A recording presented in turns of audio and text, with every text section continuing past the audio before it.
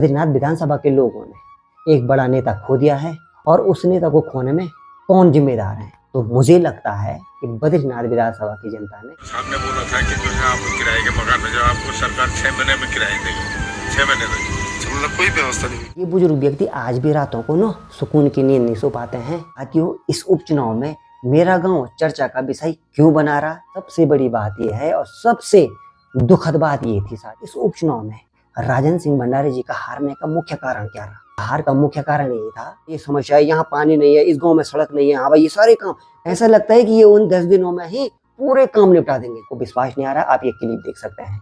हम 6 साल से हूँ तो हमारे गाँव के लोगों का कहना था कि मैं अपनी छोटी लोकप्रियता के लिए ये सब कुछ कर रहा हूँ। प्रतिनिधियों को वो आदमी पसंद है जो ताली बजाए उनके भाषण पे और जो उनके लिए जिंदाबाद करना था। जो कुछ लोगों का ये भी कहना था कि जब कांग्रेस के लोग आपके गांव में चुनाव प्रचार के लिए आए थे, उनके सामने क्यों नहीं किए आपने इस प्रकार के सवाल। तो मैं उन लोगों से ये कहना चाहता हूँ, सबसे पहले आप सभी का स्वागत है मेरे यूट्यूब चैनल कैलाश डंडेल ब्लॉग में। साथियों, सबसे पहले आप सभी को मेरा प्यार भरा नमस्कार।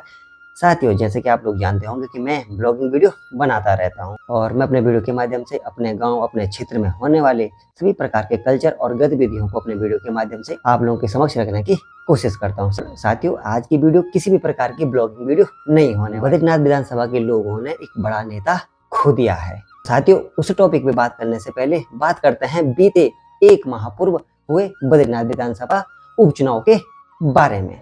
आप लोग को स्पष्ट रूप से बता दूं कि मैं व्यक्तिगत किसी भी पार्टी विशेष से संबंध नहीं रखता हूं। और साथियों, वीडियो में चर्चा होने वाले विषय पर हो सकता है कि कुछ बातें बीजेपी के समर्थकों को अच्छी न लगे और हो सकता है कुछ बातें कांग्रेस के समर्थकों को अच्छी न लगे। साथियों, इस उपचुनाव में मेरा गांव चर्चा का विषय क्यों बना रहा, इसलिए बना रहा कि वो वीडियो में आगे बात करता हूँ। जैसे कि आपने देखा होगा 1 माह पूर्व हमारे बद्रीनाथ विधानसभा में उपचुनाव का दौर चल रहा था। साथियों, मेरे बद्रीनाथ विधानसभा में उपचुनाव क्यों हुआ, किस लिए हुआ, इस टॉपिक पे मैं जाऊंगा नहीं। अगर आप लोग बद्रीनाथ विधानसभा से बिलोंग करते होंगे तो आप लोग भली भांति जानते होंगे कि मेरे बद्रीनाथ विधानसभा में उपचुनाव क्यों हुआ है। कि जैसे ही किसी भी क्षेत्र में चुनाव आता है तो सभी पार्टियां अपनी चुनावी रैलियों के साथ गाँव भ्रमण में जुट जाती है। आपके गाँव में भी छोटा से छोटा किसी भी पार्टी का कार्यकर्ता और बड़े से बड़े मंत्री जरूर पहुंचे होंगे इस उपचुनाव में अपनी चुनावी रैलियों के साथ, अपने पूरे दल बल के साथ।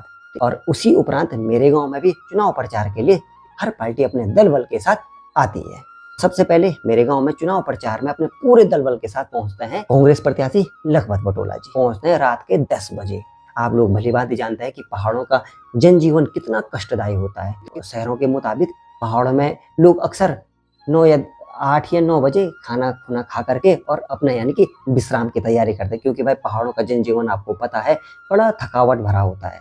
और शाम को जल्दी से अपना भोजन ग्रहण करके और यानी कि अपने विश्राम की अवस्था में चले जाते हैं। और गांव वालों ने जितने सूक्ष्म समय में हो सकता है उनका भरपूर रूप में स्वागत किया। और उसी के 2 दिन बाद पहुंचते हैं गाँव में चुनाव प्रचार के लिए बीजेपी के कार्यकर्ता और राज्य मंत्री जी।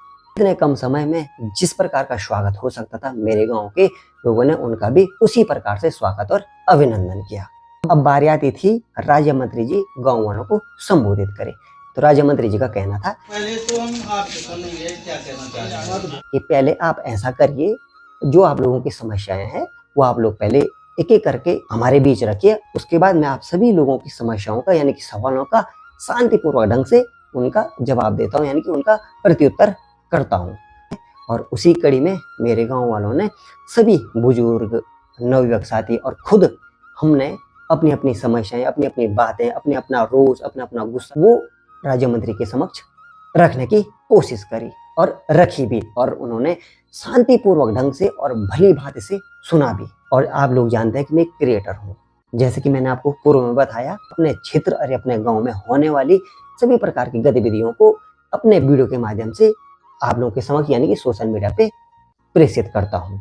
उसी वीडियो को मैंने बना करके और अपने यूट्यूब चैनल और अपने फेसबुक पेज पे अपलोड कर दी। और जैसे ही मैंने वीडियो पोस्ट किया कि अपने फेसबुक पेज और अपने यूट्यूब चैनल पे, और उसी वीडियो से मेरा गांव चर्चा का विषय बनने बैठ गया।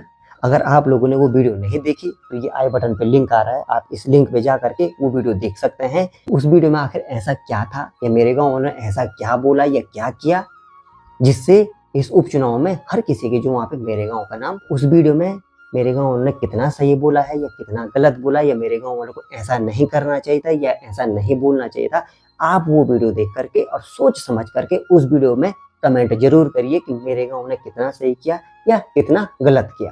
साथियों, आप लोगों को थोड़ा सा 1 साल पूर्व ले जाता हूँ। अगर आप लोग बंड क्षेत्र से या चमोली जिले से होंगे तो आप लोग भली बात जानते होंगे कि 1 साल पूर्व बंड क्षेत्र मेरे गांव में और मेरे गांव के पलितरव, भुजों, मैकोट, कोंज, खंडरा, बेलीधार, इस जो मेरे गांव के उस तरफ है, वहां भी कितनी भीषण आपदा आई। अगर आप लोग अभी मेरे वीडियो को देख रहे हैं तो आप लोग मेरे चैनल पे जाके पुराने 1 साल पूर्व की वीडियो देखिए।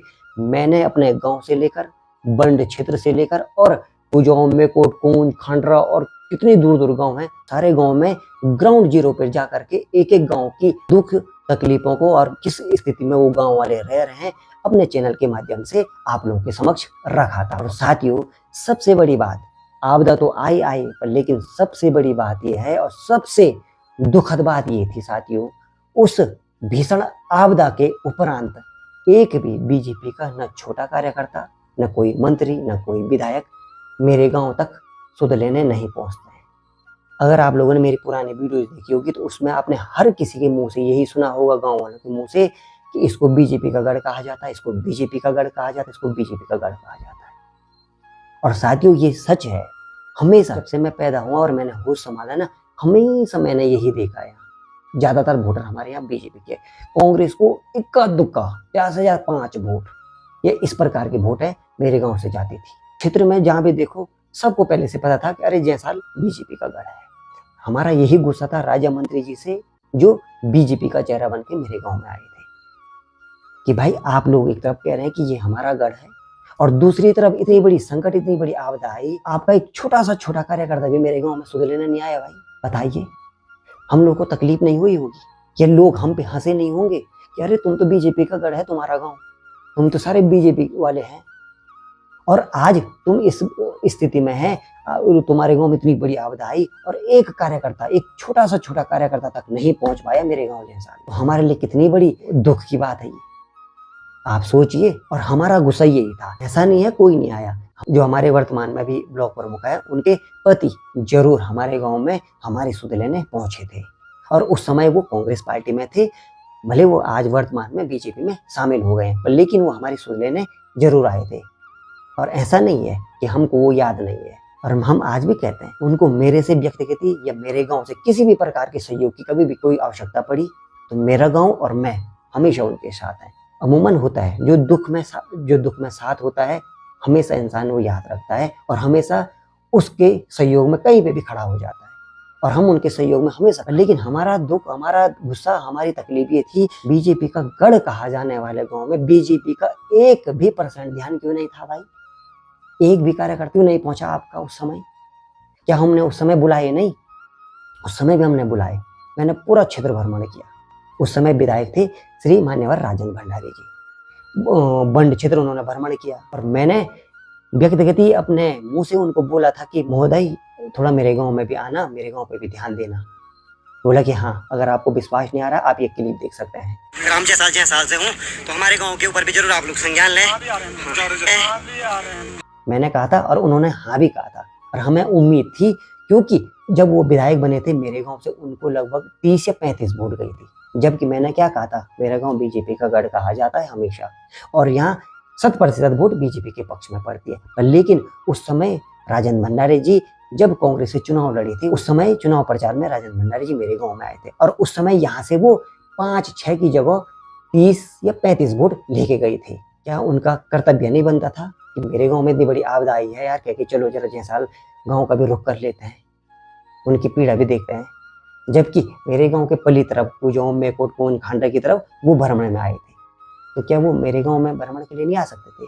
क्या वो हमारे विधायक, चलो ठीक है मान ली, थोड़ी देर के मैं मानता हूँ, अगर मेरा गांव पूरे बीजेपी को वोट देती है और कांग्रेस का विधायक बनता है मान लीजिए, क्या वो मेरे गांव में विकास कार्यों में अड़चन डालेगा या मेरे गांव के विकास कार्यों में सहयोग नहीं करेगा? या मेरे गांव में सारी वोटें कांग्रेस को पड़ती है और जीतता है बीजेपी वाला, क्या वो विधायक हमारा नहीं है? माना हमने उसको वोट नहीं दिया तो क्या वो विधायक हमारा नहीं है?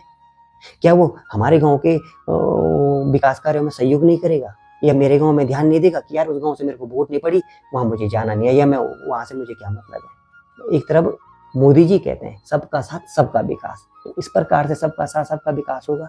आप ही बताइए। जिसको हमारा गढ़ कहा जाता है वो सत्ता में है, लगभग 10 या 15 सालों से सरकार में है, और हम मेरा गांव तो ज्यों का त्यों है भाई। किसी का ध्यान, किसी भी प्रकार का ध्यान नहीं है। बताइए, राम मंदिर बना और वहां के अक्षत मेरे गांव तक नहीं पहुंचे। क्या यार हम लोगों को तकलीफ नहीं होगी? एक तरफ तो आप कह रहे हैं कि भाई हमारा गढ़ है, और दूसरी तरफ आप लोगों को तो बिल्कुल ध्यान नहीं है। उस वीडियो में हम लोगों ने यही गुस्सा जताया था। चुनाव आते हैं ना, तब कोई नहीं बुलाता है किसी भी पार्टी को। बताओ, किसी को हम बुलाते हैं? स्वेच्छा से, अपनी मर्जी से हर पार्टी गांव भर मर जाती है। उस समय कोई नहीं बुलाता है पार्टी वालों को, लेकिन फिर भी पार्टी वाले आंख बंद करके हर क्षेत्र, हर गांव में भ्रमण के लिए जाते हैं। जैसे कि आपने वर्तमान में देखा होगा, एक महापौर पूरा जत्था था, मुख्यमंत्री अपने पूरे जत्थे के साथ, मंत्री, राज्य मंत्री, सभी लोगों को अपने साथ लेकर के और चुनाव प्रचार में लगे थे।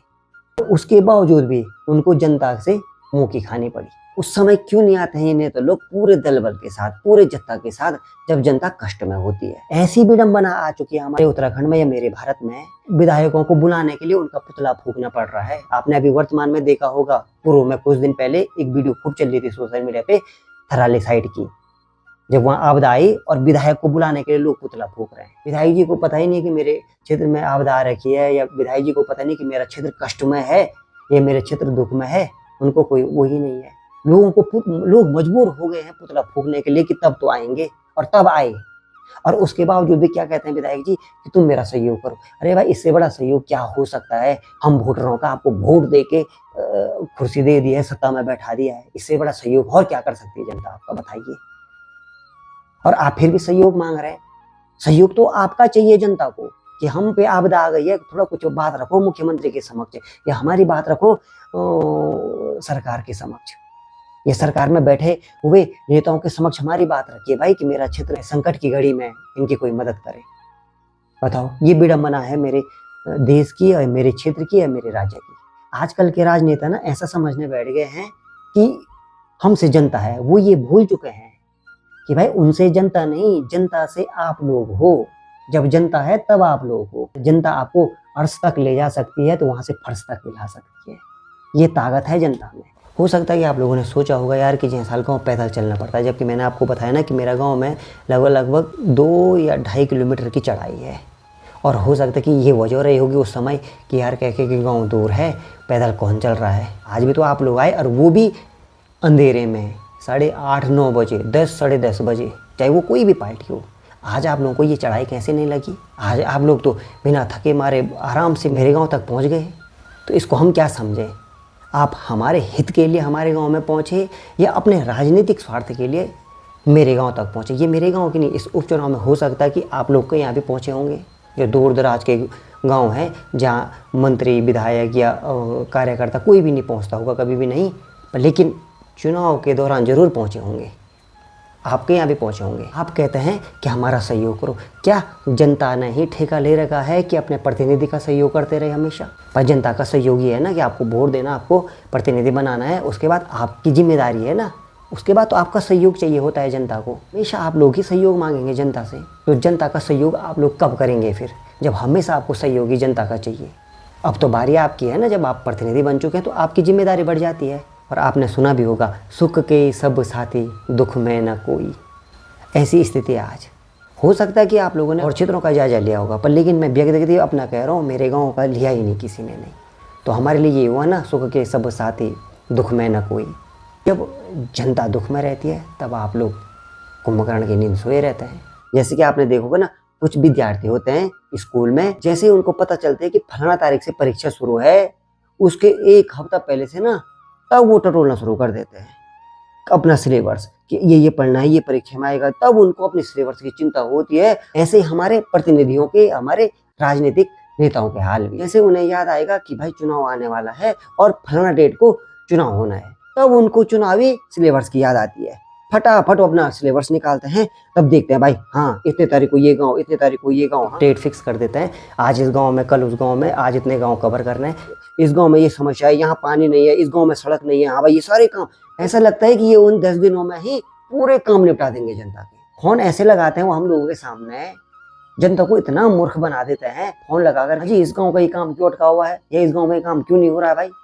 ऐसा फोन लगाते जनता के सामने, जनता को लगता है अरे वाह हमारे प्रतिनिधि देखो कैसे वो फोन कर रहे हैं हमारे सामने। और जैसे ही सत्ता में आते हैं प्रतिनिधि को पकड़ना मुश्किल हो जाता है, उसके बाद दर्शन ही दुर्लभ हो जाते हैं प्रतिनिधि पर। लेकिन बेचारी जनता, भोली जनता करेगी भी क्या। सही कहा था राजा मंत्री जी ने। ये समय आपका है, 5 साल तो नेताओं का था। हकीकत भी है ये। साथियों कुछ लोगों का ये भी कहना था कि जब कांग्रेस के लोग आपके गांव में चुनाव प्रचार के लिए आए थे, उनके सामने क्यों नहीं किए आपने इस प्रकार के सवाल। तो मैं उन लोगों से ये कहना चाहता हूँ, ना ही हमने आज से पहले लखपत पटोला जी को कभी वोट दिया, ना ही वो आज से पहले कभी हमारे गांव में वोट मांगने आए। तो भाई हम उनसे किस मुंह से बोलते। हमारा गांव बीजेपी के गढ़ के नाम से जाना जा रहा था, तो सवाल तो हम बीजेपी से ही करेंगे ना। अगर मेरी ये वीडियो कोई कांग्रेस प्रत्याशी या वर्तमान विधायक जी के कोई प्रशंसक या करीबी इस वीडियो को देख रहा हो, तो मेरा ये मैसेज उन तक जरूर पहुंचाइएगा। अगर मेरे गांव को किसी भी प्रकार के विकास कार्यों में वर्तमान विधायक जी के सहयोग की जरूरत पड़ी, वहां पर अगर उनका सहयोग नहीं मिला, तो मैं आप लोगों को भी साफ शब्दों में कहना चाहता हूँ 2027 में भी आप तैयार रहिए इन्हीं कड़वे सवालों के जवाब देने के लिए। मेरी आपसे अपेक्षा भी है, उम्मीद भी है कि आप हमारे विकास कार्यों में आप सहयोग जरूर करेंगे। मेन कारण ये है मेरे गांव चर्चा के विषय में आने का कि मेरे गांव वालों ने ये गलती कर दी कि अपनी चुनी हुई सरकार या जिसको हम लोगों ने वोट दिया उससे हमने सवाल जवाब कर दिए। यही कारण है चर्चा का विषय बनने का। क्या इन पार्टियों को सिर्फ इन नेताओं के भाषणों पे ताली चाहिए, या अपने समर्थकों से अपनी पार्टी के लिए जिंदाबाद के नारे सुनना ही पसंद है कि फलाना पार्टी जिंदाबाद, फलाना पार्टी जिंदाबाद। क्या हम जनता या हम समर्थक या हम वोटर सिर्फ आप लोग को वोट देने तक ही सीमित है, उससे सवाल जवाब करने का अधिकार नहीं है उसका। तब पार्टी को लगता है कि इन्होंने बहुत गलत कर दिया। जब वोट हम आपको दे रहे हैं, सरकार आप है हमारी, तो सवाल जवाब हम किससे करेंगे भाई, आप लोगों से तो करेंगे।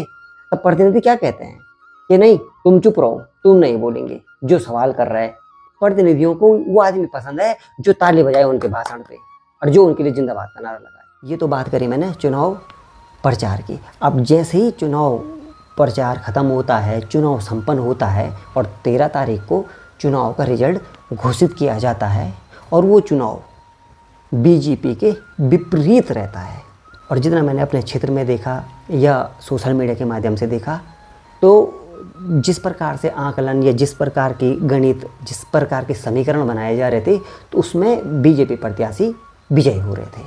पर लेकिन जैसे ही चुनाव परिणाम इनके विपरीत जाता है, तब इन लोगों को मेरे गांव के विकास की चिंता सताने बैठ जाती है। मेरे गांव की सड़क की चिंता सताने बैठ जाएगी, कैसे जयसाल गांव में सड़क जाएगी या कैसे जयसाल गांव का विकास होगा। ये किसी भी प्रकार की संवेदना नहीं है उन लोगों की। वो रोष और वो गुस्सा था, पे कटाक्ष था। अब वो करेंगे तुम्हारे गांव का विकास, अब वो बनाएंगे तुम्हारे गांव की सड़क। जो मतदान इस बार मेरे गांव के वोट से हुई थी ना, वो उनके विपरीत हुई थी, उनके अनुकूल नहीं हुई। मैं उन लोगों से पूछना चाहता हूँ जो आज मेरे गांव की विकास की और मेरे गांव की सड़क की चिंता कर रहा है, तो मैं उनसे पूछना चाहता हूँ, क्या सरकार तो आप ही की है, वर्तमान में भी सरकार आपकी है, इससे पहले भी आप ही की थी और उससे पहले भी आप ही की थी, तो लगभग 10-15 साल होने को है सरकार में, तो आप लोग बैठे हैं। अब आज से पहले हमने नहीं देखा किसी की पोस्ट में कि जयसाल गांव के विकास के बारे में किसी ने कोई पोस्ट करी होगी, या जयसाल गांव के सड़क पे किसी ने एक पोस्ट डाली होगी, या किसी पोस्ट पे किसी ने कमेंट करा होगा कि भाई जयसाल गांव की सड़क क्यों नहीं बन रही, किस लिए नहीं बनी है, जयसाल गांव की सड़क क्यों रुकी है। मेरे गाँव से जो मतदान होता है वो आपके परे रहता है, तब आपको कैसे आई। इसका साफ अर्थ यह है कि या आप हमको वोट दो तब हम आपके बारे में सोचते हैं, और अगर आप हमको वोट नहीं देते हैं तब हम आपके बारे में बात ही नहीं करते हैं, क्योंकि आपने वोट तो नहीं दिया। मैं उन लोगों को याद दिलाना चाहता हूँ, आज से कुछ माह पहले जब संसदीय चुनाव हुआ था, तो तब पूरा मतदान आपके पक्ष में था हमारा। तब आप लोगों के पक्ष में होने के बावजूद भी तब आप लोगों ने कभी भी मेरे गाँव की सड़क, मेरे गाँव के विकास की जिक्र नहीं करी। और जब इस उपचुनाव में मेरे गाँव का मतदान आप लोगों के उम्मीदों के परे रहता है, तब आप लोग कटाक्ष के रूप में मेरे गांव की सड़क और मेरे गांव के विकास की चिंता करते हैं। मैं उन लोगों से पूछना चाहता हूँ जो क्यों ठगत रहा है ना मायपुर के ऊपर, आज भी जो कि त्यों स्थिति में है, उस पर तो किसी प्रकार का संज्ञान नहीं लिया आपने और आपकी सरकार ने, आपके प्रतिनिधियों ने। आज भी मेरे चैनल पे वो वीडियो पड़ी हुई है कि उस समय 1 साल पूर्व जो आपदा आई थी उससे कितना नुकसान हुआ था मायपुर क्षेत्र वालों को। ये कितनी मकानें मलबे में समाई हुई थी। अगर जिन लोगों ने वो वीडियो नहीं देखी तो मेरे चैनल पे जा करके वो वीडियो देख सकते हैं, या आई बटन पे लिंक आ रहा है, आप ये वीडियो देख सकते हैं कि 1 साल पूर्व कितने मकान वहाँ मलबे में दफन हुए थे। और मैं 2-3 दिन पहले सुधीर पहाड़ी करके एक चैनल है यूट्यूब पे, उनकी एक वीडियो देख रहा था। उन्होंने उसी घर की वीडियो बनाई है और उसी क्षेत्र की वीडियो बनाई है जिनकी मकान 1 साल पूर्व पूरी दबी हुई थी मलबे में। उन्हीं अंकल जी से वो वार्तालाप कर रहे हैं। आप ये वीडियो देखिए। एडीएम साहब ने बोला था कि जो है आपको किराए के मकान में जो आपको सरकार 6 महीने में किराए देगी, 6 महीने तक। मतलब कोई व्यवस्था नहीं हुई किराए की, कोई व्यवस्था नहीं। वो तो अच्छा हुआ कि हम 3 महीने में वो अपने खंडर में आ गए, नहीं तो 6 महीने का किराया हम कहाँ से भरते। इन अंकल जी की आंखें देखो। ये बुजुर्ग व्यक्ति आज भी रातों को ना सुकून की नींद नहीं सो पाते हैं। क्यों? 1 साल पूर्व उन्होंने भी देखा है कि किस प्रकार की भीषण आपदा आई थी और उनका पूरा घर जो मलबे में दफन हो चुका था। और आज वो सुकून की नींदें नहीं सो पाते। न जाने कितनी रातों से इनकी नींदें पूरी नहीं हो रखी है।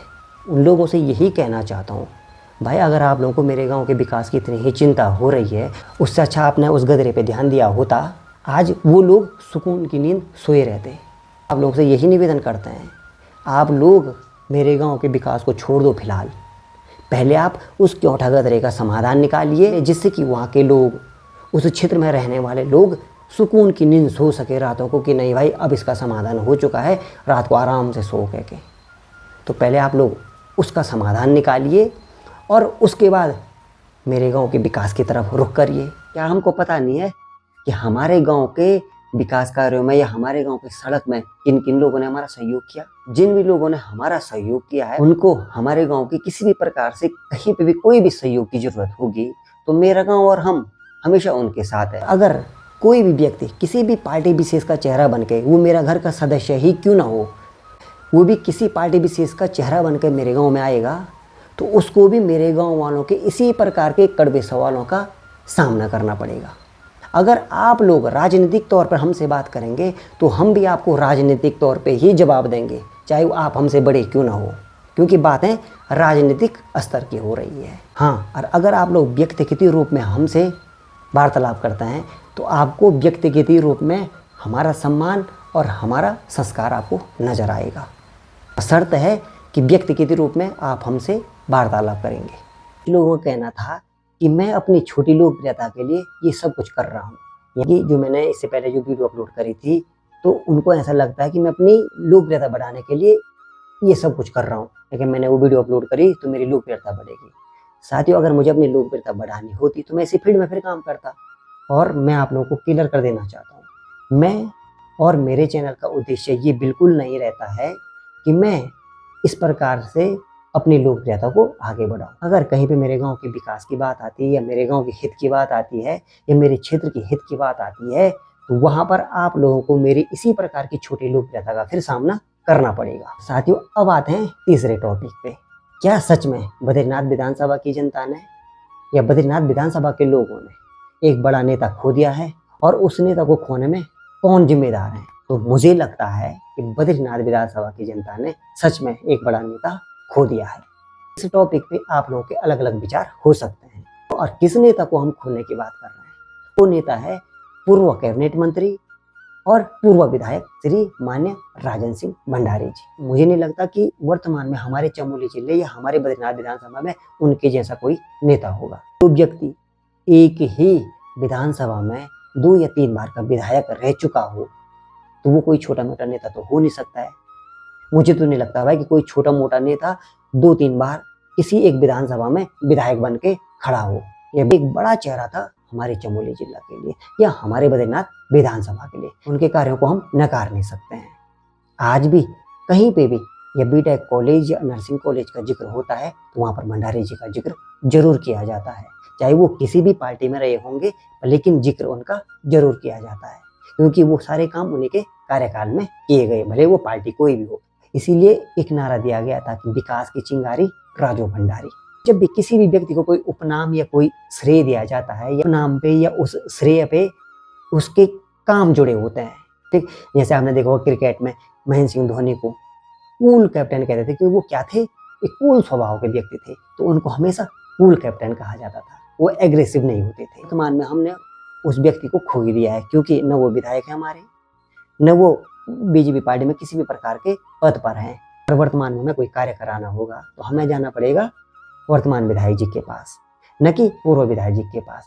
क्यों? इसलिए मैं कह रहा हूँ कि वर्तमान में हमने उनको खो दिया है। ताकि हो सकता है जिस प्रकार से पूर्व में चर्चाएं चल रही थी कि हो सकता है कि उनको बीजेपी में कोई मंत्री पद मिल सकता है, तो तब तो हम उनसे कोई काम करवा सकते हैं अपना। और बद्रीनाथ विधानसभा की जनता उनसे उम्मीद भी करती है कि वो बद्रीनाथ विधानसभा के विकास में अपना योगदान जरूर देंगे। तो अब बात करते हैं कि उस नेता को खोने में कौन जिम्मेदार है, आप या मैं या बद्रीनाथ विधानसभा की जनता या खुद राजेंद्र भंडारी जी। मुझे लगता है उस नेता को खोने में खुद पूर्व विधायक जी इसके जिम्मेदार सबसे ज्यादा हैं। तो वो निर्दलीय विधायक चुनाव लड़ते हैं तो जनता का भरपूर प्यार मिल करके वो निर्दलीय विधायक बन जाते हैं। फिर उसके बाद वो बीजेपी में शामिल होते हैं, वहां भी जनता का भरपूर प्यार मिलता है। फिर उसके बाद वो बीजेपी से फिर कांग्रेस में चले जाते हैं, वहां भी भरपूर प्यार मिलता है, बशर्ते कि इससे पहले वो वहां पर विधायक का चुनाव हार जाते हैं। बट उसके बाद फिर जब विधानसभा का चुनाव होता है उस समय फिर जनता का भरपूर प्यार मिलता है और वो विधायक बन जाते हैं। फिर जब वो कांग्रेस पार्टी में विधायक बनते हैं उसके 2 साल विधायक रहते रहते यहाँ से विधायकी से इस्तीफा देते हैं और फिर वो यहाँ से बीजेपी में शामिल हो जाते हैं। और फिर होता है बद्रीनाथ विधानसभा में उपचुनाव। बीजेपी उतारती है मैदान में श्री राजेंद्र सिंह भंडारी जी को और कांग्रेस उतारती है श्री लखपत सिंह बटोला जी को। और आपने देखा होगा इस उपचुनाव में कांग्रेस प्रत्याशी लखपत बटोला जी को वर्तमान विधायक के रूप में जनता ने चुना और यहाँ पर राजेंद्र सिंह भंडारी जी को हार का सामना करना पड़ा। और इस हार से बद्रीनाथ विधानसभा की जनता को एक बड़ा चेहरा, एक बड़ा नेता खोना पड़ा। खोने का तात्पर्य ये है साथियों मुझे नहीं लगता कि वर्तमान में श्री राजेंद्र सिंह भंडारी जैसा कोई नेता हमारे चमोली जिले में या हमारे बद्रीनाथ विधानसभा में है। इस उपचुनाव में राजेंद्र सिंह भंडारी जी का हारने का मुख्य कारण क्या रहा, जिस कारण मैं कह रहा हूं कि हमने एक बड़ा नेता खो दिया है, उसके पीछे क्या कारण हो सकता है। हार का मुख्य कारण यही था, जब वो निर्दलीय लड़े तो जनता का भरपूर प्यार था, बीजेपी में गए भरपूर प्यार मिला, कांग्रेस में आए भरपूर प्यार मिला, फिर कांग्रेस में विधायक बने भरपूर प्यार मिला, फिर भरपूर प्यार मिलने के बावजूद भी फिर वो कांग्रेस से बीजेपी में गए। बट इस बार जनता का भरपूर प्यार उनको नहीं मिला। साथियों इसके पीछे या उनके हार के पीछे सबसे बड़ा कारण यही है, जो मेरा व्यक्तिगत मानना है, कि जो उन्होंने समय समय पे दल बदले। जब उन्होंने कांग्रेस से विधायकी छोड़ी तो उनका कहना यही था, मैं जनता के काम नहीं कर पा रहा था। हो सकता है इसके पीछे ये एक सबसे बड़ा कारण रहा हो, या बीजेपी में शामिल होने का कोई अन्य उनका राजनीतिक कोई कारण रहा होगा। वो बात वही जानते हैं कि वो किस कारण से कांग्रेस से बीजेपी में शामिल हुए। बट लेकिन जो उनका हार का सबसे मेन कारण था, जो उन्होंने समय समय पे दल बदले। आज राजनीतिक एक ऐसे स्तर पे है जहां नेता दल बदलने में सबसे माहिर हो चुके हैं। हर पार्टियों में ये ट्रेंड आ चुका है। इस पार्टी में समझ में नहीं आ रहा तो यहाँ से छोड़ के दूसरी पार्टी में चले जाओ, वहां समझ नहीं आ रहा तो उसमें चले जाओ, वहां नहीं आ रहा तो मतलब आज राजनीतिक एक ऐसे स्तर पे आ चुकी है कि नेता जहां अपने आप को कंफर्ट फील नहीं कर रहा है, वहां से नेता एकदम से पार्टी चेंज कर दे रहे हैं और दूसरी पार्टी उनको आसानी से स्वीकार भी कर लेती है कि भाई आपने वहां छोड़ दिया, आप हमारे साथ आ जाइए। ये विडंबना है आज मेरे देश की राजनीति का। छूना चाहो तो यो होड़ छूना, ये होड़ सज नहीं आए फट गए, दूसरा होड़ भी सज नहीं आते ही होड़। जो हम जब सोते हैं कभी इस तरफ या कभी इस तरफ, फिर उसी तरफ, फिर इसी तरफ, जो ये होड़ पलटने की राजनीति थी, तो मुझे लग रहा कहीं ना कहीं बद्रीनाथ विधानसभा की जनता ने कहा होगा यार कि निर्दलीय रहे तो हमने इनको भरपूर प्यार दिया, फिर वो बीजेपी में गए भरपूर प्यार दिया, कांग्रेस में आए तब भी भरपूर प्यार दिया, विधायक भी बनाए, फिर भी आप विधायक छोड़ करके फिर आप बीजेपी में चले गए। हो सकता है कि फिर बीजेपी में विधायक बन जाए और हो सकता है फिर इनको यहाँ सजना आए, फिर ये हॉल पलटने के लिए फिर कांग्रेस में आ जाए। तो कहीं ना कहीं ये वाली राजनीति मुझे लग रहा बद्रीनाथ विधानसभा की जनता को इस बार भाई नहीं। उसका परिणाम ये हुआ कि राजेंद्र सिंह भंडारी जी को हार का सामना करना पड़ा और बद्रीनाथ विधानसभा की जनता को एक बड़ा नेता खोना पड़ा। तो साथियों ये मेरा व्यक्तिगत मानना है, आप लोगों का क्या मानना है आप अपनी राय कमेंट बॉक्स में जरूर लिखिए। जो भी प्रत्याशी चुनाव के दौरान आपके क्षेत्र में, आपके गाँव में, आपके घर में वोट मांगने आते हैं, उनको उनके किए गए कार्यों के आधार पर ही उन्हें वोट करिए। साथियों फिलहाल इस वीडियो को यहीं पे समाप्त करता हूँ। वीडियो में किसी भी प्रकार का कोई एंटरटेनमेंट नहीं था, बट लेकिन कुछ बातें थी जो आप लोग के समक्ष रखनी थी, और आप लोग को मेरी बातें पसंद आई होगी या अच्छी लगी होगी तो प्लीज़ वीडियो को लाइक करिए, शेयर करिए और कमेंट जरूर करिए। और चैनल पे नए हैं तो प्लीज़ चैनल को सब्सक्राइब जरूर करिए। और मिलता हूँ फिर आपको किसी अगली वीडियो में। तब तक के लिए आप सभी को कैलाश टंडयाल का प्यार भरा नमस्कार। जय उत्तराखंड, जय देवभूमि।